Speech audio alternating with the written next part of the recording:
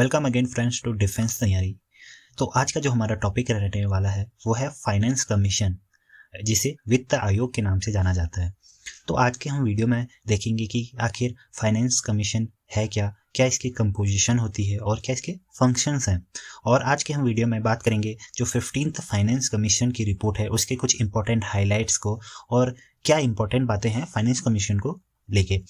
तो सबसे पहले हम जानते हैं कि फाइनेंस कमीशन आखिर है क्या। देखिए, फाइनेंस कमीशन आया एग्जिस्टेंस में इन 1951 और ये इस्टेब्लिश किया गया था under article 280 of the Indian constitution bye the president of India. यानी जो फाइनेंस कमीशन है, वित्त आयोग है, वो एक कॉन्स्टिट्यूशनल बॉडी है। देखिए, बॉडीज टू टाइप की प्राइमरली टू टाइप की बॉडीज होती हैं, कॉन्स्टिट्यूशनल बॉडी और स्टैच्यूअरी बॉडी। तो जो कॉन्स्टिट्यूशनल बॉडी है वो तो उस टाइप की बॉडीज हैं जिनको इंडियन कॉन्स्टिट्यूशन है, यानी जो भारतीय संविधान में है उसमें मेंशन किया गया है। और जो स्टैच्यूअरी बॉडी होती हैं उनको जो पार्लियामेंट है, जो संसद है, वो किसी एक्ट द्वारा फॉर्म करती है।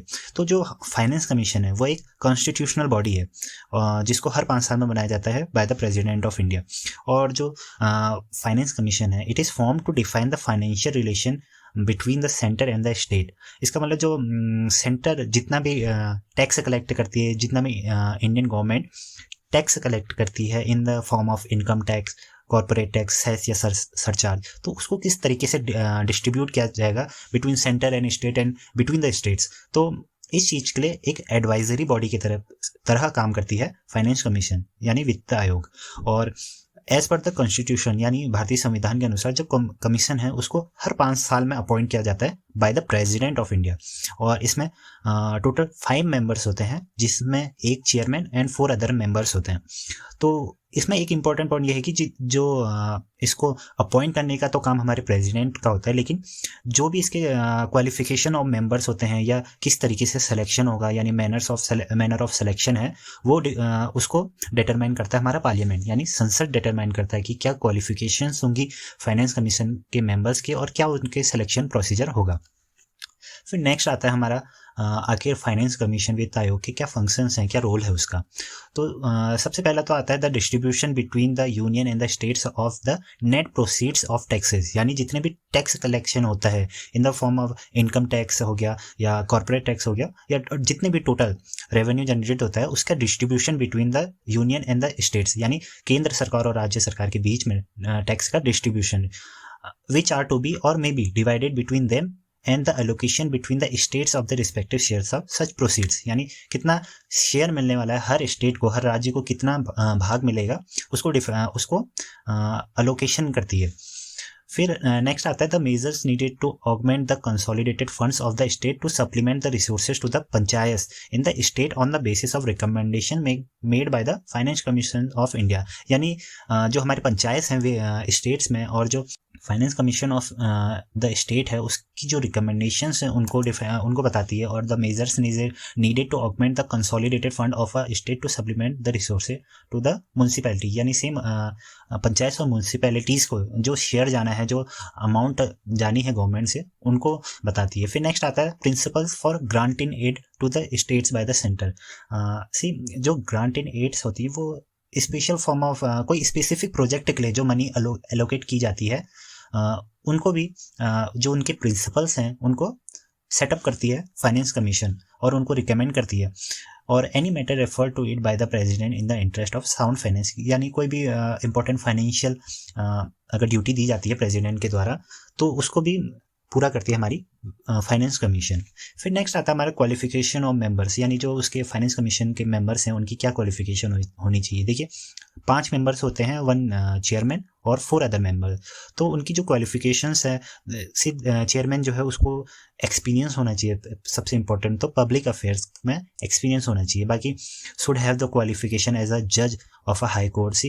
जो हमारी फाइनेंस कमीशन है वो एक टाइप की क्वासी जुडिशियल बॉडी है, तो उसमें एक मेंबर जो होता है उसके पास क्वालिफिकेशन होनी चाहिए एज अ जज ऑफ द हाई कोर्ट बनने की या होने की, या रिटायर्ड भी हो सकते हैं। तो नेक्स्ट आता है should have knowledge of government finances और accounts and have had experience in administration and financial expertise.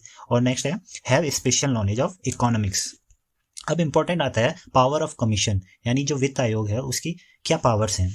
जैसा अभी हमने बात करी थी कि जो फाइनेंस कमीशन है वो एक क्वासी जुडिशियल बॉडी है, तो इसके पास कुछ अपने पावर भी है। तो इसकी जो पावर्स हैं वो है कि has all the powers of civil court as per the code of civil procedures, can summon and enforce the attendance of any witness और ask any person to deliver information और procedure, produce a document. Next, can ask for the production of any public record और document from any court और office. यानी जो इसकी commissions की power है एक प्रकार से एक कोर्ट की तरह मानी जा सकती है। यानी जो इंडियन कोर्ट्स हैं उनकी तरह ही एक पावर है इसके पास, एक क्वासी जुडिशियल बॉडी है जो एक लिमिटेड एरिया, इसकी जो पावर है वो एक लिमिटेड एरिया तक रहती है, और जो इसकी जो जजमेंट देती है वो बेस होते हैं कुछ सेट ऑफ रूल्स पे जो प्री डिटरमाइंड होते हैं। फिर ये है कुछ लिस्ट ऑफ फाइनेंस कमीशन 1951 से 2017 तक, यानी फर्स्ट फाइनेंस कमीशन से 15th फाइनेंस कमीशन तक। तो if you are interested you can check out this. Next आता है हमारा 15th फाइनेंस कमीशन। तो इसमें हम जानेंगे कि जो 15th फाइनेंस कमीशन है उसने क्या रिपोर्ट सबमिट की गई है अभी तक। तो 15th फाइनेंस कमीशन को नवंबर 27 2017 को अपॉइंट की गई थी bye the president under the chairmanship of mister NK Singh. और जो इसका स्पेशल कैरेक्टरिस्टिक रहा है वो है इसको 11th मंथ का एक्सटेंशन दिया गया है। तो जो ये 15th फाइनेंस कमीशन है ये 2 रिपोर्ट सबमिट करने वाली है। फर्स्ट रिपोर्ट होगी फॉर द फाइनेंशियल ईयर 2022-21, और जो सेकंड रिपोर्ट आने वाली है वो है फॉर द फाइनेंशियल ईयर 2021-26। और जो स्टेट्स का डिविजिबल टैक्स पूल है उसको रिड्यूस कर दिया गया है by the finance commission from 42 to 41%। Divisible tax pool यानी जो ग्रॉस टैक्स रेवेन्यू है उसका पोर्शन कितना डिस्ट्रीब्यूट किया जाना है between the centre and the state, यानी जितना भी हमारा टैक्स रेवेन्यू हमने कलेक्ट किया है यानी गवर्नमेंट ने कलेक्ट किया है उसका कितना पोर्शन स्टेट और सेंटर के बीच में डिस्ट्रीब्यूट होना है। तो इस बार का जो स्टेट्स का डिविजिबल टैक्स पूल है उसको 42% से 41% तक रिड्यूस कर दिया गया है। जो 1% का रिडक्शन देखा गया है उसको मेनली जो जम्मू एंड कश्मीर स्टेट है उसको कन्वर्ट कर दिया गया है Jammu and Kashmir and Ladakh union territories में, तो इसलिए 1% का यहाँ पर को डिक्रीज देखा गया है। And for 2020 to 21 the commission has recommended a total devolution of rupees 8,55,176 crore to the states।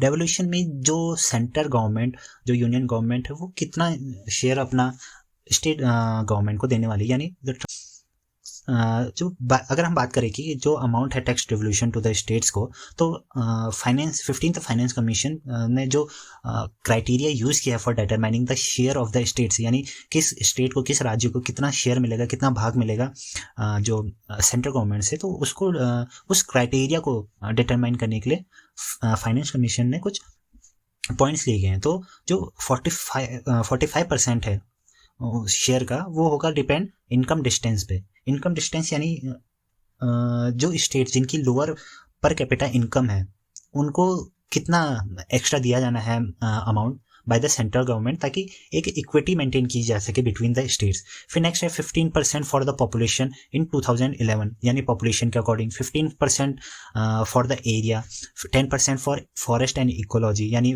जो फॉरेस्ट है उसकी डेंसिटी कितनी है स्टेट्स में उसके according, 12.5% for the demographic performance. Demographic performance यानी स्टेट्स का क्या रोल है, कितना स्टेट्स का इन्वॉल्वमेंट है in the population control, and 2.5% for the tax effort, यानी कितना हर स्टेट टैक्स जनरेट कर रहा है। देखिए अगर हम बात करें क्राइटेरिया की तो 14th फाइनेंस कमीशन था जो उसको लेके जो नेक्स्ट 15th फाइनेंस कमीशन बना है उसमें कुछ नए चेंजेस आए हैं और कुछ नए क्राइटेरिया लिए गए हैं by the 15th finance commission.